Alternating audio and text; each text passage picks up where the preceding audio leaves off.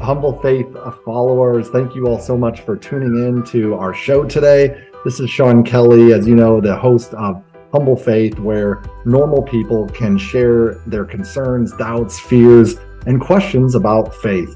And I love to have amazing faith-based experts on our show. That way we can discuss the real concerns and doubts that people out there in the world have about faith, and we can get some really amazing answers. And ultimately, if we can help lead some of you doubters closer to God and to Jesus, then I feel like I've done my part. And ultimately, when I interview amazing people like our guest we have today, which I'm about to introduce you to, I get amazing questions answered too, and my faith grows even stronger. So I truly feel like this is, for myself, is the ultimate blessing that I get to be a part of interviews like this, and to get to hang out with people like Mary Kloska. Mary is a 5-time published book author. Mary, it's 5? Eight. I think it's 8. Okay. Wow. I think I'm. My bad. 3 books short. Mary, that's okay. Mary, welcome. I think my last one was number 8. I'd have to go back and count. Mary, welcome to the show. Please tell us all about your faith-based background and your journey, and tell us how you ended up where you're at today. Thank you. Well, I was born in a 100% Polish family in Elkhart, Indiana. So my parents are from Grand Rapids, Michigan, and they were kind of funny. They were raised that you, of course, married a Polish Catholic, but also the West Side Catholics weren't supposed to marry the East Side Catholics, and they kind of broke that. So they're kind of rebels. But we ended up here in South Bend and then here in Elkhart when I was born, just from my dad's work. And I'm the 9th of 13 children. Wow. My parents had 12 children, and then we took in foster babies between the time they were born and adopted. And Johnny got caught up in the system. And 3 years later, we adopted Johnny. So, a big Polish Catholic family. We were raised saying the rosary every night. It was not a question.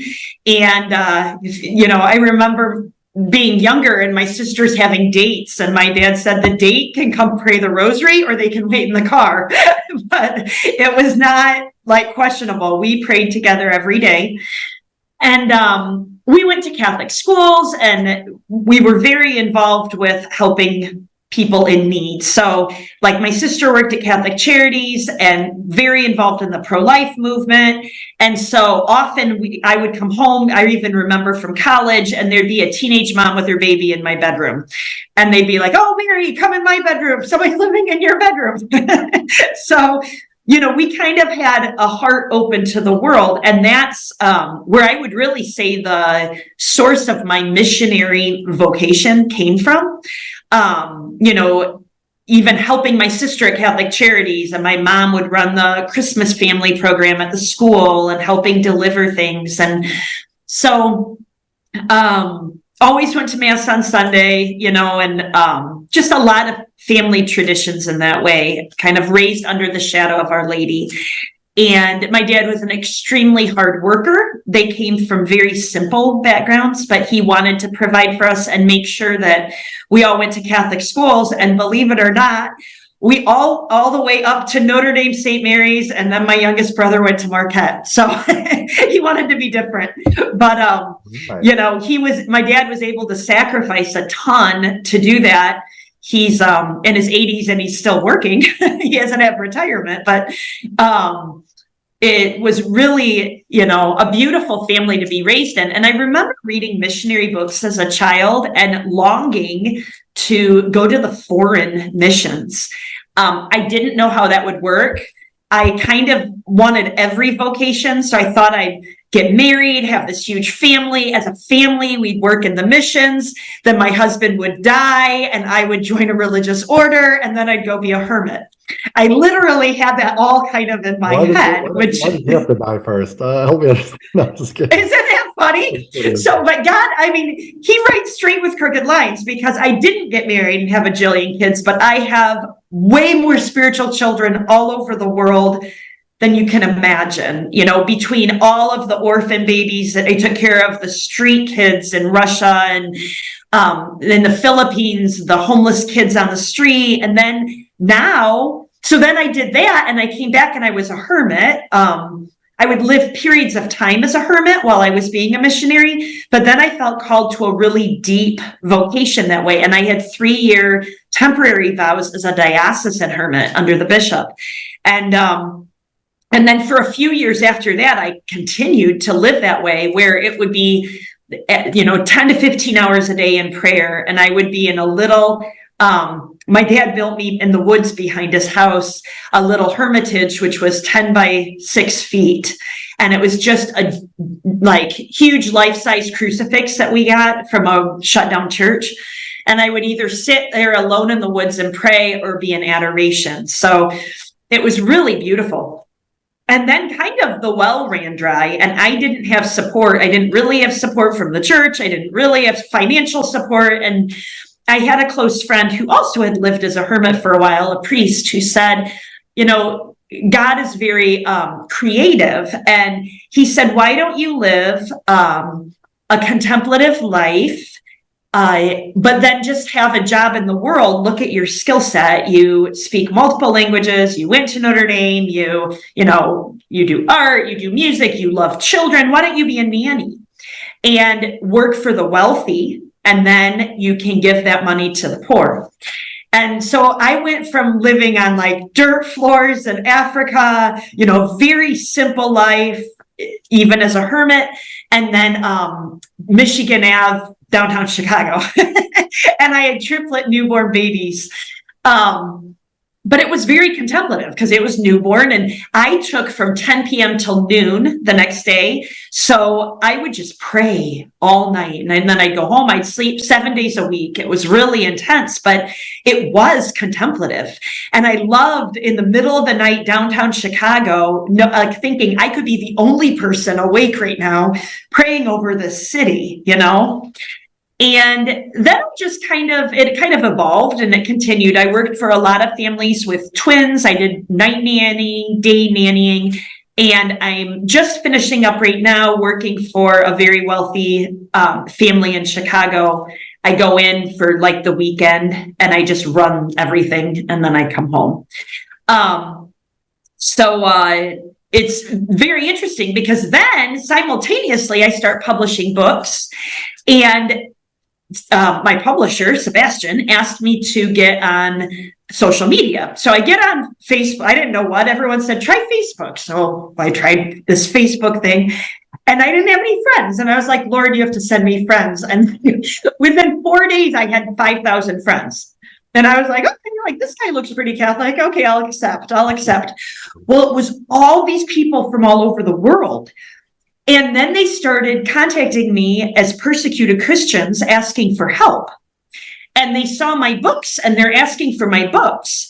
So I talked to Sebastian and we talk about trying to fund printing my books in these far away, dangerous places. Pakistan was where we started, Nigeria.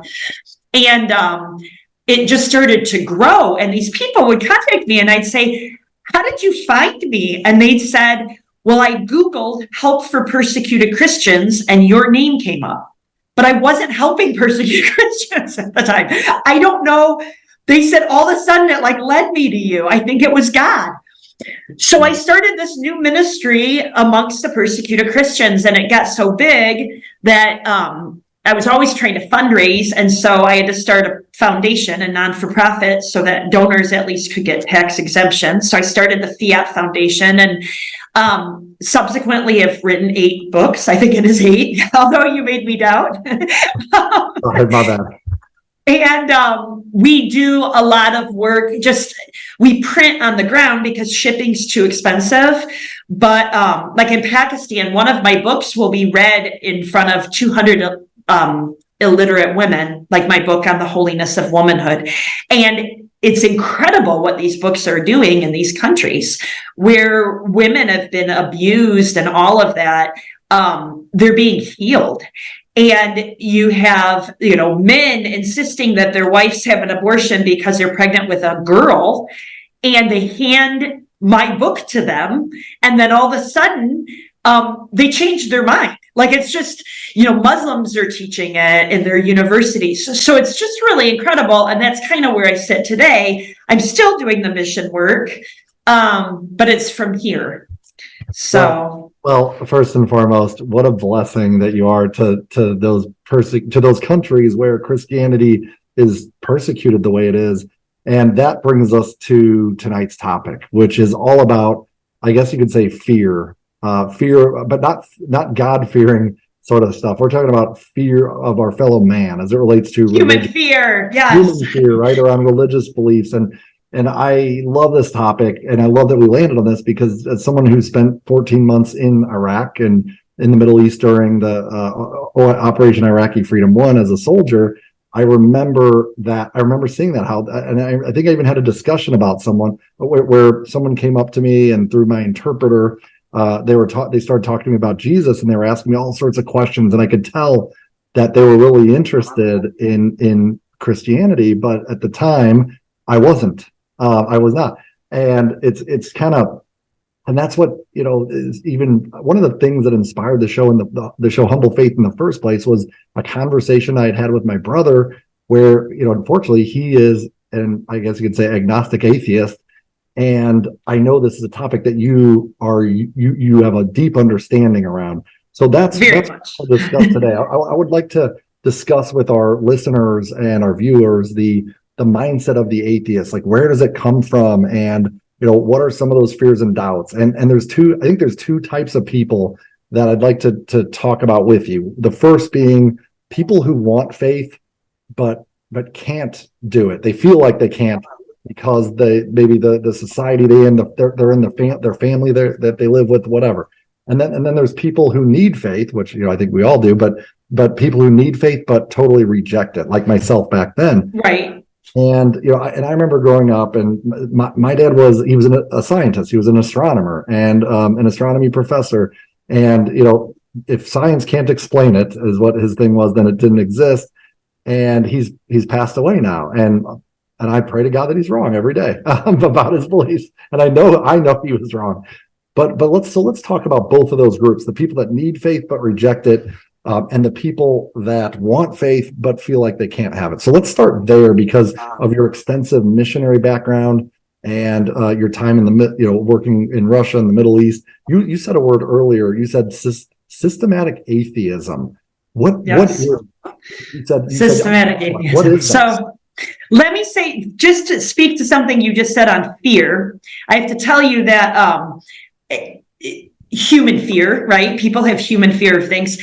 I remember that being ejected from my heart when I had to become a missionary in Russia, because I was being formed in Texas by the founder of SALT, Society of Our Lady of the Most Holy Trinity. Okay. It's a religious community. And he said that when you go to mission, you go to live with the people and die with the people. And I was just out of Notre Dame, and I had been to Russia when I was 17 for a summer, and it lit my heart on fire to go back. And he said, when you go, Mary, you're going to die. And it's communism had just been lifted recently before I went. When I was sent, it was to Krasnoyarsk, which was a city of 1 million, 1,000 kilometers from Irkutsk, the middle of Siberia. And I was one of the second American, I think, that was let into the city, because it was a closed nuclear city, which means it was radioactive too. So you had to go knowing that you could get killed, you could get radioactive, everybody got cancer and die. There's all these things. One of the first things when we got there, they sat us down and had us plan our funerals. And I'm 23. What do you want? Do you want us to send your body back to the United States? The diocese was asking this, or should you be buried here? And so when I went, I had to not be afraid. I had to know that I was madly in love with Jesus Christ enough that whatever happened, happened. So we stopped in Rome on our way, and they said, you had one day, you could go to the Sistine Chapel or the catacombs. And I said, I need the catacombs. These people died for their faith. So I went. And when I was in the middle of Russia, I remember being followed by the mafia, followed by, the KGB, and, they all sorts of things. And Jesus showing me these are not big monsters that you fear. These are children of God. They're very naughty children of God, but they are just children of God. And God is above them. And so I walked through this land of really terror, and I could do a whole podcast on just Russia, without fear. And it wasn't naivete, it was a grace to not be afraid. No matter what happened, Catholics were not welcome in Russia. Orthodox were bad enough because they didn't like anybody believing in God. But at least Orthodox had that history in Russia. Catholics were hated. And so I just had to know that, I live for Christ, I die for Christ. And it helped later when I went to Africa and the Muslims were running around trying to light us on fire. And I've had to flee more countries, but I was able to do that because of the formation in Russia. And it's also why I can work with persecuted Christians now. And I am in America, but anything could happen. But to know that my life is in the hands of God.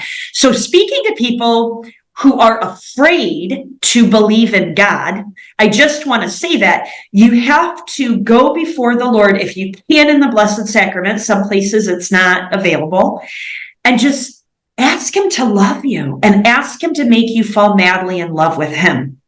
Because when you fall in love with Jesus Christ, perfect love casts out fear, then you're not afraid. So I go into Russia, and yes, there's systematic atheism that's taught. So when Stalin killed way, way, way more Christians than even World War II Nazis. I think the number was 30 million or 35 million. I just looked it up the other day because somebody asked, but it's mind-boggling. Where I worked, it was called the Red Land, and it was not because of red communism, because the land had been covered in the blood of martyrs. And the churches didn't belong to anyone. You go into a church and it's bombed out, or it was taken over and made into a movie theater. It was, destroyed. So this is still in the forefront of these people's minds. And as I'm walking down the street and I'm meeting people, they're very interested because it's funny. I would try to dress like Russians. I'm Slavic looking. So if I didn't open my mouth and they could tell I had a bit of an accent, although my accent tended to be more Polish than American. So that kind of covered me a little bit because I learned Russian with the Polish missionaries. So I made Polish mistakes, and I had studied it at Notre Dame when I was learning Italian. So they say I speak Russian with an Italian accent with Polish mistakes. So, but the people come up, they'd know I was American. And I'd say, how? And they said, your teeth. And I said, what? And they said, only Americans would have teeth like yours. And I was so embarrassed I couldn't cover up my teeth. But they would say, you have to be one of these missionaries, and we want to believe in God, but we can't. And they would cry, and they would say how they're afraid to go to church. And we tried to explain to them that the laws had changed. Communism fell. You're allowed to come. And they wouldn't. They were petrified. And one of the things that communism did was they changed the language of Russian. So they took specific Christian words out of the vocabulary so that people couldn't understand the faith. So we would get Catholics that would come to church every week, and they'd come to our apartment and they'd say, we literally don't understand the Bible. It's not like it was just a foreign concept. They couldn't understand scripture because even the vocabulary had been changed to make people more atheistic, right?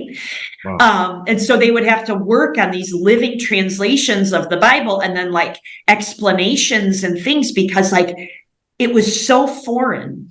And back here in the United States, it's interesting. When I was 16, I needed a hairdresser, somebody to cut my hair. And I found this woman, Olga, in South Bend, who started to cut my hair. And her husband had to flee when communism fell, or he'd be killed. I don't remember. He had like a government job. But she was very smart. She was an engineer and a lawyer in Russia. She couldn't do that here, so she became a hairdresser. But she had 2 children, and I still go see her. So that was like 30 years ago. I'm old. For 30 years, I've been with this woman. She's even still but you have the energy of a 19-year-old. But I know. The energy is amazing. Like, how old am I? I'm 46 minus 16 is 30. So she said, Mary, you don't understand. I was taught not to believe. I can't believe in God, but I hope my children can. And like, she would ask for the books I write. It's so interesting. And I'm like, no, but you can. Like, we can teach you, and we can, but they like brainwashed the people to think like you cannot believe in God. And I remember a woman really struggling in Achinsk, which was a little outskirt of Krasnoyarsk, and we would go, and I'm still friends with Natasha. But when I met her, she would say, I don't understand why you guys use this word heart. I don't have a heart. I think and I feel. I go to Mass and I hear what the priest speaks at my brain, but I don't have a heart. And it's so incredible because, like, it showed me my work in Russia was more than anything to be the presence of prayer.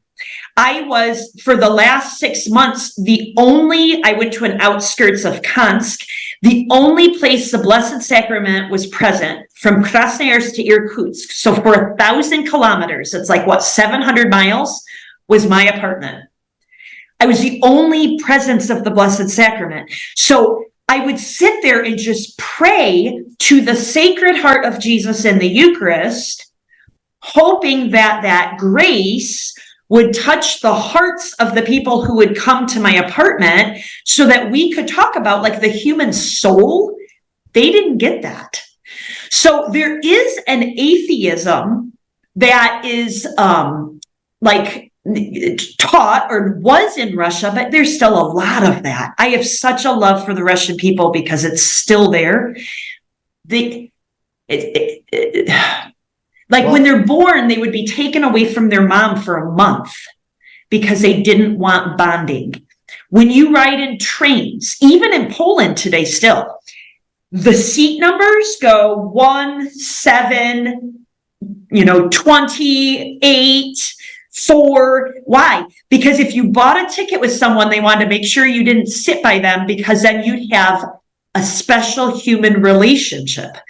So if you break that off, the human heart isn't there. And so then their brain is taught, basically, your work, you're the opiate of, what you do. Work sets you free is what Auschwitz said, right? I mean, it's the same Nazism, communism, it's very similar in many ways.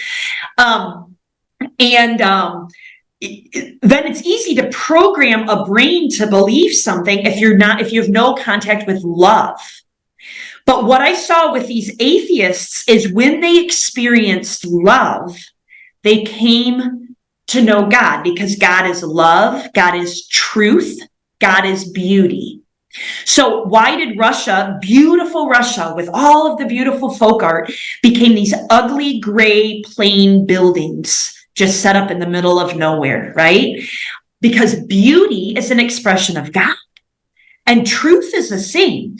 So I would play on the old Russian philosophers. The first Russian class that I had with my Russian tutor, she was teaching me Lermontov, which is a Russian philosopher. So I could talk to these people in their language. And when you teach truth, an atheist can come to know God. There is something taught in the Catholic Church that, like Aristotle and Plato, they were Christians without knowing Christ because they followed perfect truth. And Jesus Christ is truth incarnate, right? God is beauty and truth and goodness and love. So it's interesting because my approach with the trained atheists was to love them, to just love them, to come among. They'd say, why would you leave America where it's so beautiful and everything's perfect and come here? And I would say, because you're being crucified and Christ was stolen from your cross, and suffering without God is hell. I came to suffer with you, just to love and to suffer. I can't fix the horrible sewage problems throughout the city of Krasnoyarsk, right? But I can suffer it with them and show them how to love. They'd say, we never saw somebody so joyful, so happy. It's just God, to be that among them. And then they'd come to believe. That's powerful. That's a powerful testimony, Mary. And I love that, the Corinthians 13 came to my head multiple times. And for those of you that is a powerful verse. I mean, what verse isn't powerful, right? But it talks about, like, I feel like you're personifying Corinthians 13. It basically says, no matter what you do, if you do it without love, you're not doing anything. Nothing, right? It's powerful. And people would say the opposite. What are you doing in Russia? Loving. Like nothing. I was praying and loving, because it's like the proto gospel. Like, you can't even teach, because these people don't have human formation. They don't know love. I'll tell you a story. So we were warned not to look. I was with a religious sister, and we needed an apartment. And we were going to look for places to live. We were staying with some Claretians at a monastery while we were looking. But the priest had asked a parishioner to find us property, because it's very dangerous. The mafia runs all real estate. And she sold us off to the mob, and he didn't realize it. So she called and said, my husband, which it was not her husband, he was like 20 and she was like 55. And in Russia, the ratio of men to women is such that a 20-year-old man would neuld be with a 55-year-old woman. So there's like 3 women to every 1 man. So the man gets, his choice. But she's like, my husband will come get you. And so all of a sudden we get a ring at our door, and sister and I look down. There's a big white Mercedes full of these guys. And I was like, sister, that's the mob.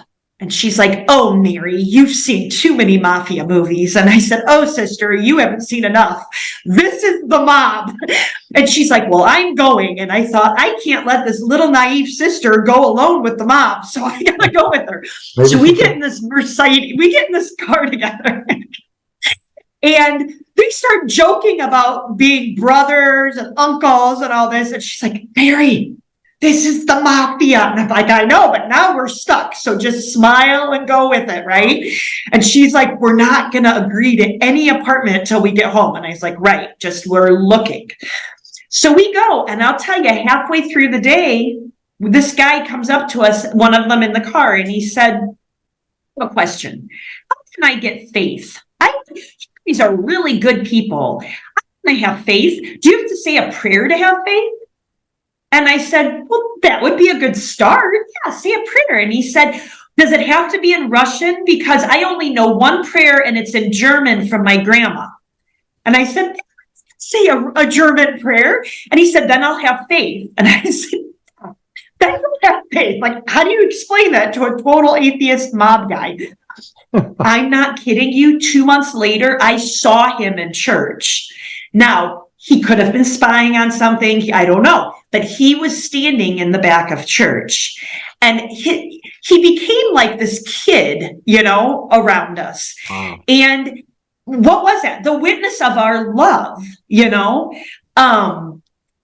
And when the priest found out, he was livid. He's like, what did you sign? You just signed your life away. We're like, no, we didn't sign anything yet. Don't worry. We're not that stupid. But that's an example of being with the atheist mafia, right?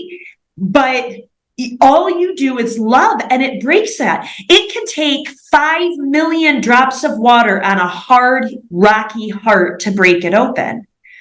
But eventually it cracks. And you never know with these people what number of a drop you are, And so you just have to keep loving and keep loving. And So Mary, are you telling me and the Humble Faith listeners that ultimately, no matter how thick someone's shell is, love can eventually get through to them? Oh, love always does get it. Love gets it. Reason might not. Love. And I'll tell you this. I learned this from taking in foster babies with my family growing up. My mom would say, they would leave then and they would be adopted. Once or twice they went back to a bad family, but usually this. And people would say, well, isn't that sad? How can you do that? You can, only be with them this much. And my mom would say, we are one link in the rosary of their lives. God took care of them. They are God's children. God brought them to us and God is taking them away from us. We just do our part. Well, in high school, I began working with abused children at a child abuse center, and I worked there for 5 years, and people would say the same thing.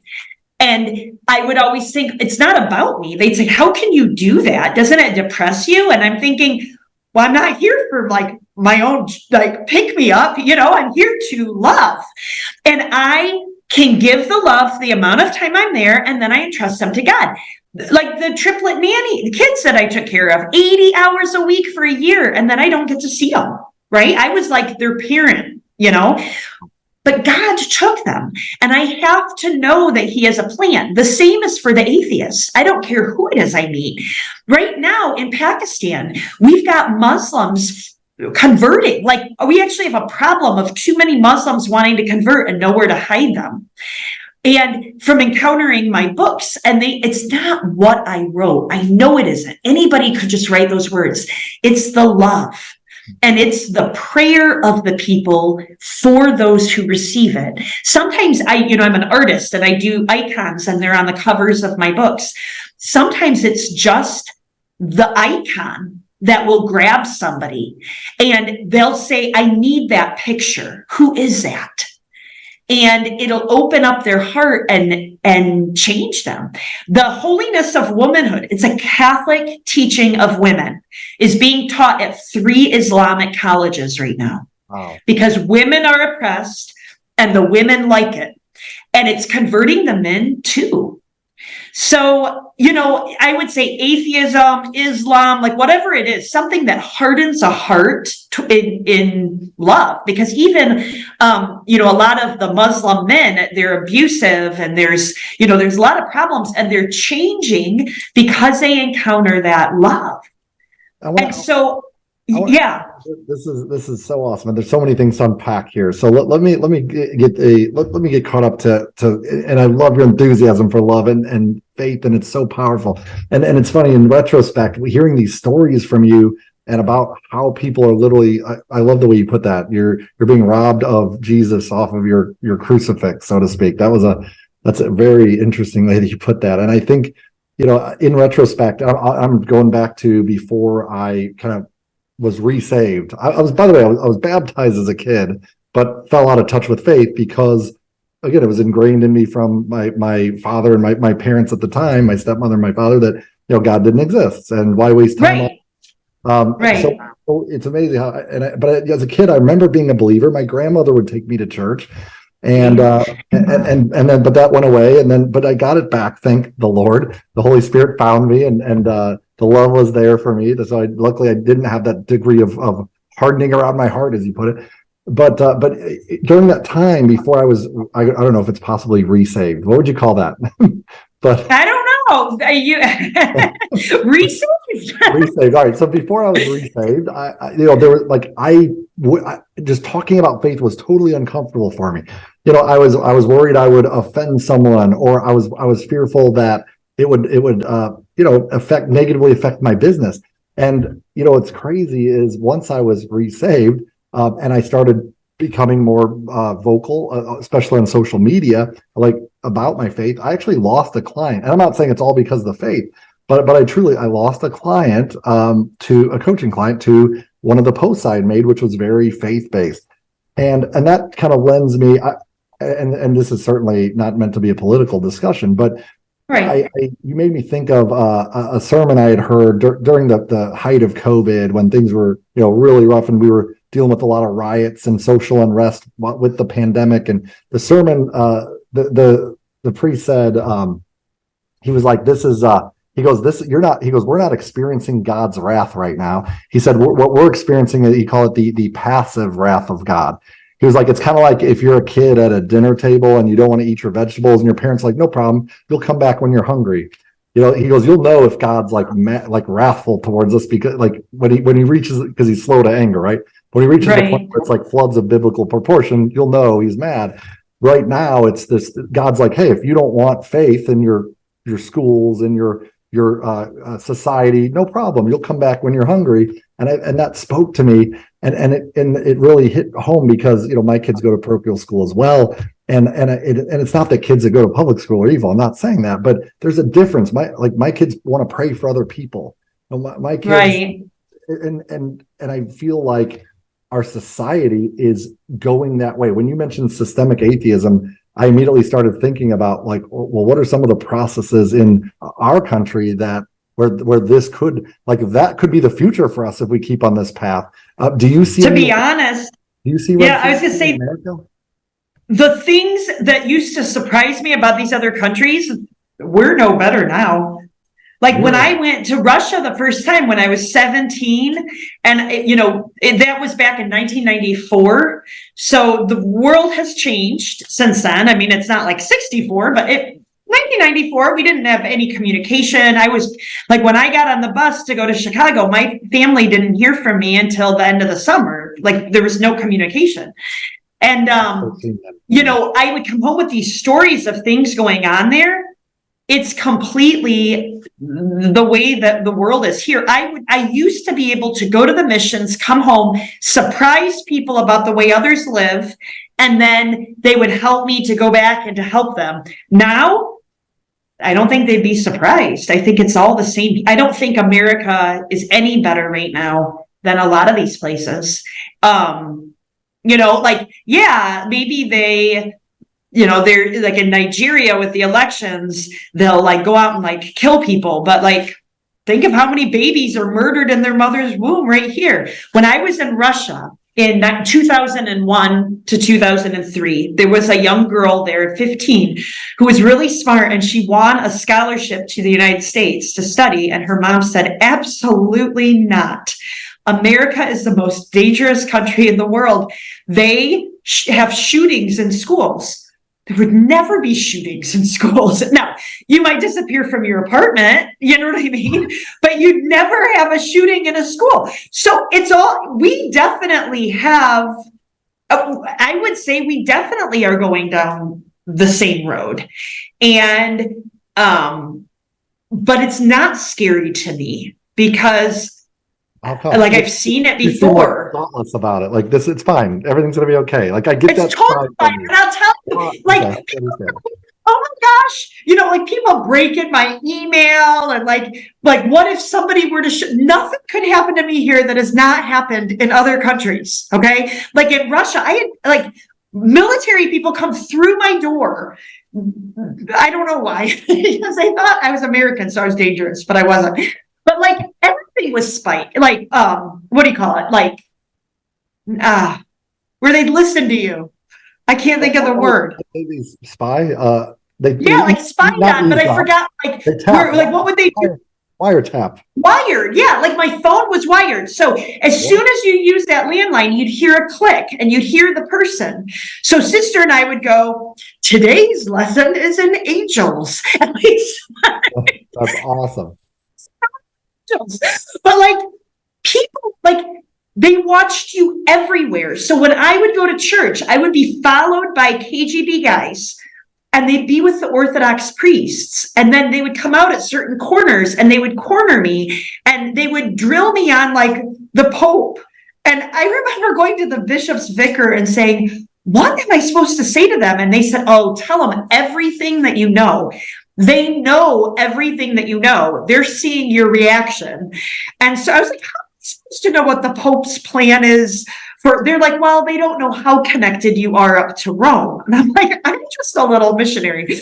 But these people would follow me and stuff. Nothing here could really, like, why would I be afraid? Like, if God is for us, who can be against us? Like, what can we do? Like COVID? Oh my gosh. Like, I've taken care of like people dying of AIDS and like, lepers and, like, okay, so like if it's your time to go, it's your time to go. Like, right. try to stay in the state of grace. Like we all, right? What is the verse? To dust we will return, right? I mean, we are. Yeah.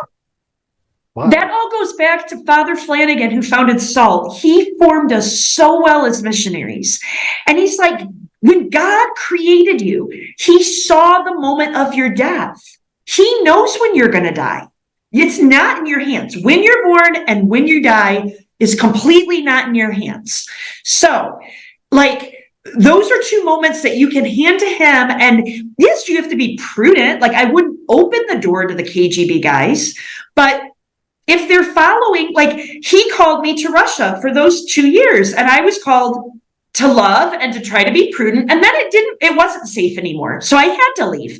In Nigeria, when the Muslims were lighting people on fire, like, I went to the bishop. I was like, I think I need to leave. So you're prudent, but it reminds me, that song, Be Not Afraid, that they sing in church. You shall cross the barren desert. You shall not die of thirst. You shall wander far in safety, though you do not know your way. Every line of that song I've lived. You'll speak your words in foreign lands and all will understand.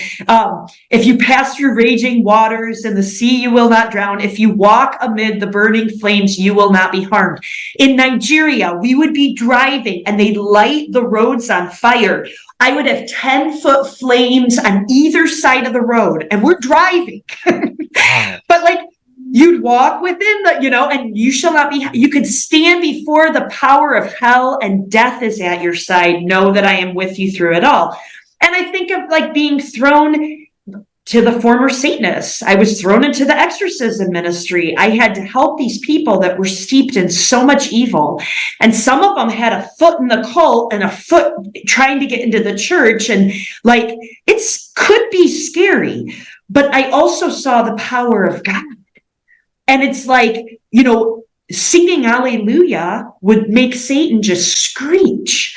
So like you saw the power of sacramentals, always having a rosary in your hand, things like that. And then, consecrating yourself to Jesus and Mary, and then you live within them, yeah, and your life is in their hands. Yeah. And these atheists you meet, whether it be your brother or a Russian mob guy, their life is in the hands of God too. And our call is to love and to pray and to offer the truth.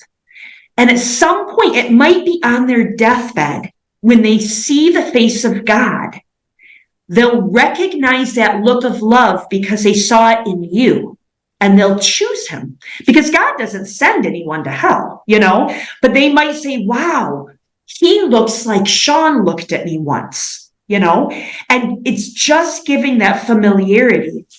I have to tell you about Father Maxime. Father Maxime Popov is a Russian priest, and he was born in a KGB family that was so high up during East Germany. His dad ran East Germany, and he was the only Russian family in East Germany that didn't have rules about where they could go, because the Popovs were so communist they could go anywhere.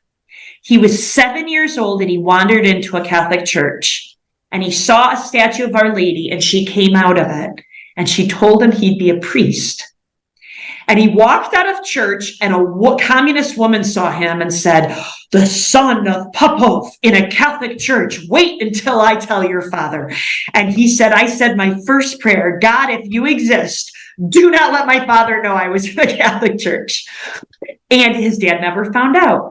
And he was 7, so then he was in like 20 maybe. So 13 years later, 15 years later, communism falls, and he meets the Claretian priest that comes to Krasnoyarsk, and he tells him he has to get to the novitiate in Poland, and he gets on a train in Siberia, and he hides in the bathrooms. It's like a 5-day train ride to Moscow. And every time the conductor came, he would go from bathroom to bathroom. And then he switched the train in Moscow, and he got over to Poland, and he walked on foot to the novitiate. Maxim Popov, the son of the head of the KGB in East Germany. So, I mean, I talked to him a few weeks ago. Like this, he's still a priest. So God can do anything. What we're called to do is to give that atmosphere of love and prayer. When I went to Russia in 1994, I walked through a park and I had a miraculous medal, and there was a babushka sitting there. And I walked up and handed it to her. And she started weeping and crying and fell on her knees in front of me and was saying names and pointing at my hand. And I thought, she wants more for her family. So I gave more. I couldn't believe the reaction to a medal. But then I thought, of course, for how many years since 1917, when Our Lady appeared in Fatima at the same time that communism came, right? She asked for prayers for the conversion of Russia. So from 1917 till 1994, people were praying for the conversion of Russia. When I was little, we were taught, pray for the conversion of Russia. So when I walked through Russia, the air was full of like gasoline of grace. All you needed was a little spark and it would just explode. So sometimes you go and you can go head to head with someone and explain. There is like proof of the existence of God and stuff. You can do that. Or you can pray for them and you can love them. And eventually God will find whoever needs to come and be that spark.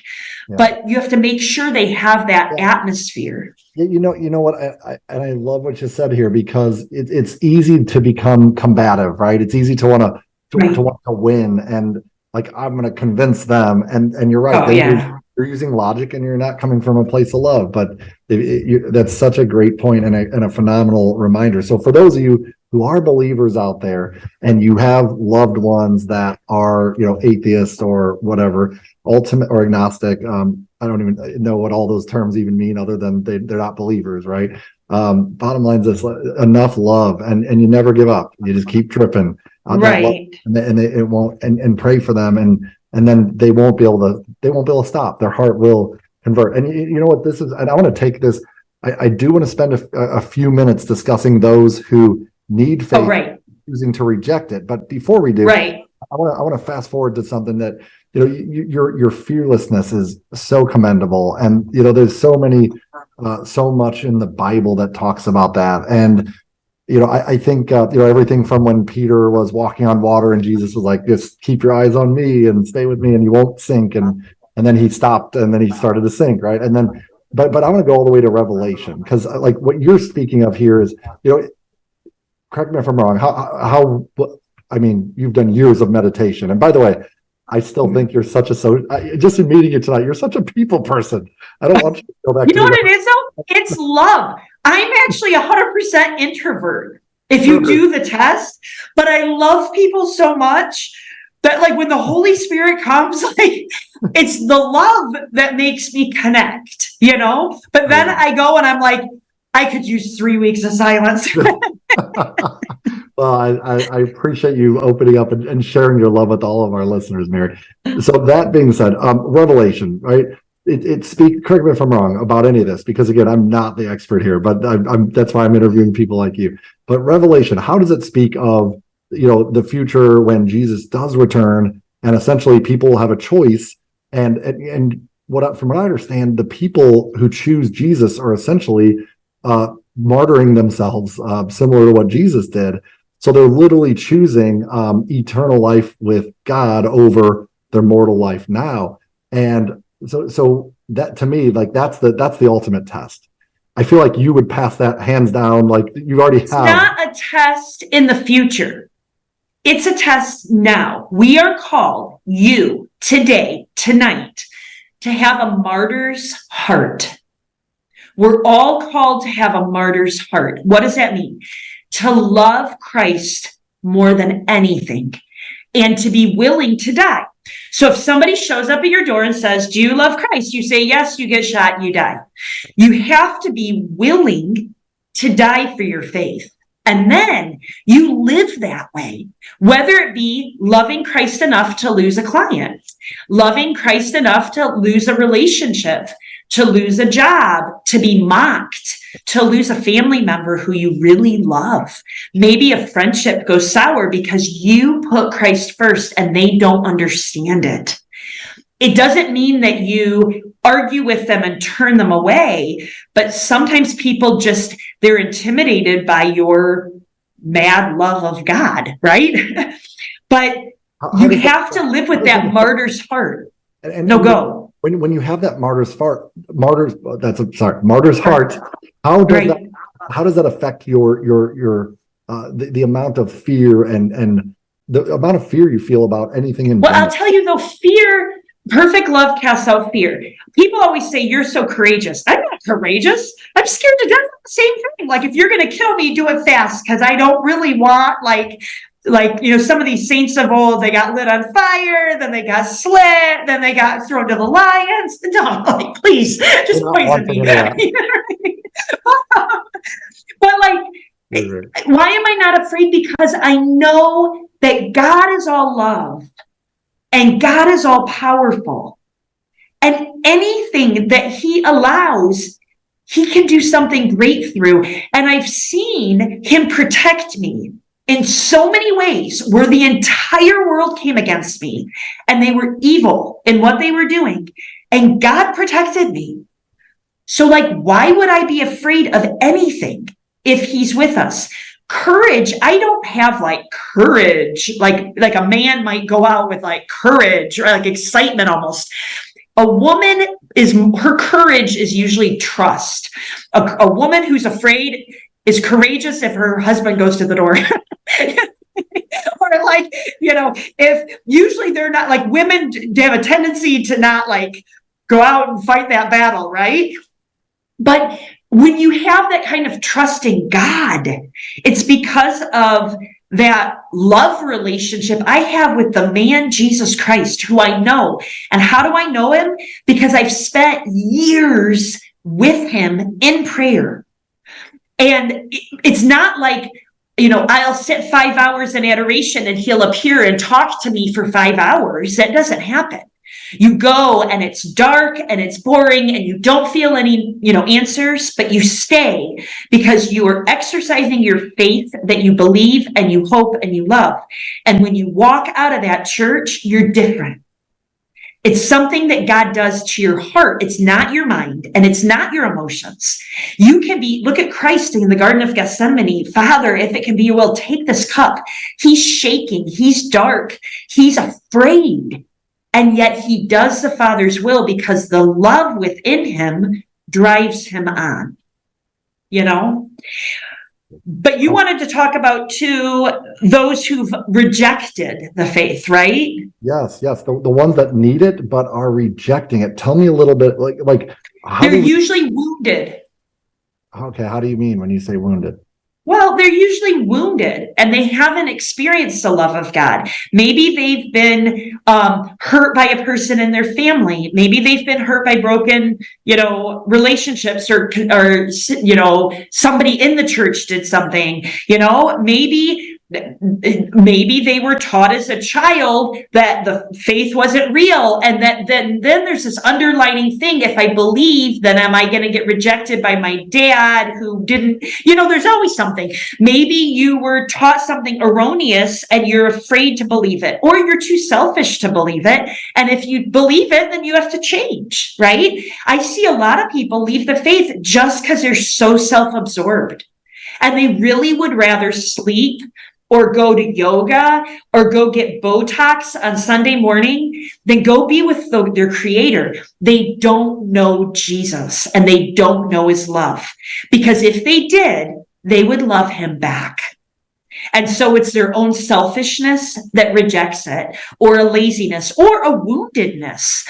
Maybe they've done something so bad that they don't believe the love of God could exist for them. They don't and it does. He forgives us. Yeah, that he forgives no matter. Right. But it's could you really talk to me and not know that I have a genuine affinity for you and I want the good of you, right? Somebody can look at me and see that. So they can't see God, but it's important to go to those people and show that. I have nieces and nephews. Thank God none of my siblings have left the faith, but I have nieces and nephews who've left the faith.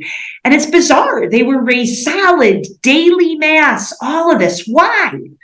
One might have screwed up so much that they're afraid to go back. Another might be lazy. Another, might choose something else. But their parents, my siblings, get amazed at my reaction to them because I'm so extreme. But I'm the aunt that they show up at my dinner table and they're like, why? Like they left the church because I love them.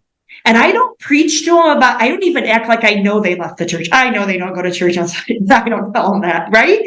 But I do talk, of course, about the new rosary I got them on my last pilgrimage. And I speak to their heart. And if they have a baby, I buy them a gift. And I ask them about their job that I really could care less about. Because when you show that face of love, then they're like, oh, maybe the church isn't so bad, maybe Aunt Mary's not so crazy, she can make a mean cup of coffee and she's got some good wine at her house. So when you can love people and put God in what's normal for them, instead of being like this preachy person who knows more, instead you meet them where they are. Some of them are artists. They're bad, they're evil looking art. I say nothing. They're beautiful art. I compliment because I'm also an artist, Another might play piano. So I ask them to come over and play my piano. It's, that's the way to get people back to the faith. And then it comes up, because in today's world, if you come on too frontward, it just drives people, You have to show them that it's not just preaching, but it's love. Mary, when I speak, one of my presentations I do public speaking for, I ask the biggest person in the room to come up to the front. And then I ask them to raise their hands, and then I just start pushing on them, and guess what they do immediately? They step back. No, they push back. They start pushing back. So it's crazy how it's just our natural inclination. Whenever someone pushes against us, we push back. But you don't have to. If I just one gesture and they were walking with me, and I don't have to. There's no fight anymore. And I that's where I used to be. I'm still in sales, I guess, as a business owner. But back in the day, I used to sell cars, and now here I am doing a faith-based show. How funny is that? Right. But not that car salespeople are evil. You're selling the faith. Well, but here's the thing. I used to come at everything by trying to convince people of stuff. But once I learned to coach, I learned the power of questions. And it's funny. And then eventually, by studying the Bible, I realized who the first coach was. I think the first coach was Jesus. He asks way more questions in the Bible than he actually gives statements. And I feel like that's one of the best ways. It's you're right. They're wounded, but where does that wound come from? And why does it exist? And how does it affect their faith? And if we can understand that, then we can pinpoint their challenge and then, address it. It's now you're throwing a dart without a blindfold on. Whereas if you try to push, I feel that's what I encourage. That's what I'm going to use my God-given coaching talents to ask my brother some deep questions and try to deeper understand where that wound is coming from, because maybe then I'll be able to, use a targeted approach to helping him see a different perspective. And I love everything you've shared tonight, Mary. You are a true blessing. And by the way, who you are personifies. There's a Bible verse I saw earlier this week, and I truly believe you personify this verse. I hope it's good. It's not verse is bad. Get behind me, Satan. I don't know. Hopefully if you get offended, you can tell us. It's okay. Because I won't be. Timothy 4:7-8. So exercise yourself towards godliness, for bodily exercise profits a little, but godliness is profitable for all things, having promise of the life that now is and of that which is to come. You truly exercise your faith in everything you do. You have your discipline around your faith and around following God and leading others to God. It's it's beautiful. I mean, Thank you. I'm blessed to have had this opportunity to interview you today before you go back to being a hermit in the future. Yeah, sort of. I'm writing a doctoral dissertation. Mary, I look forward to reading that and your books. Also, share, please, if you would share, where can the Humble Faith listeners pick up some copies of your books? Well, they're all available on Amazon. If you just put my name in, they'll all come up. And in Route Media and Books, I mean, Sebastian has his website there too. Also, you can go to marykloskafiat.com. And my nephew gave me the idea to put everything in one spot, but I do all of that myself. And I am not even sure if I put my 8th book up there. I need to update my website. But if you go, there's a section on books and you can find them. And you can, when you click on it, it'll link you back to where you can buy it. We were having glitches. Somebody got in and erased all my links, but I think I fixed them. So, don't worry, I will. You get spiritual warfare everywhere. I'm just telling you.